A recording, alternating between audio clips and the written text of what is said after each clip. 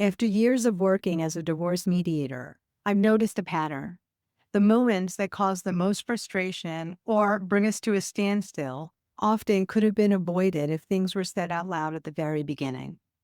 Mediation works best when two spouses come in with openness and honesty, but I know that's not always easy. Divorce is emotional and it's natural to hold back. Still, this is what I wish most people would tell me right away. First one is your real priorities. You don't need to give me a laundry list of everything you want, but what helps me most is knowing what matters most to you at your core. Maybe it's staying in the family home until the kids finish school. Maybe it's ensuring financial security so that you could rebuild.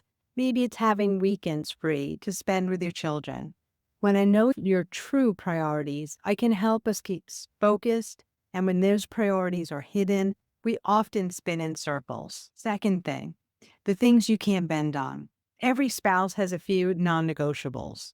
Maybe you're unwilling to sell the house. Maybe splitting retirement accounts seem impossible.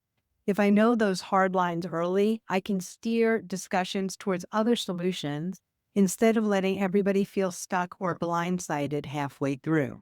The full financial picture. This one might sound obvious, but it's the single biggest source of delays. Without complete financial information, incomes, debts, accounts, property, we can't move forward in a meaningful way.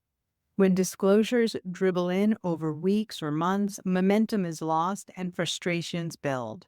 The sooner everything is on the table, the faster we can work towards solutions.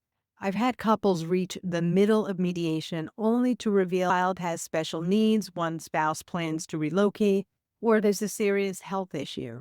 These circumstances change everything. Custody support, even property division. If I know them up front, we can shape agreements that fit your real life. Communication struggles. Sometimes one spouse feels silenced or overpowered.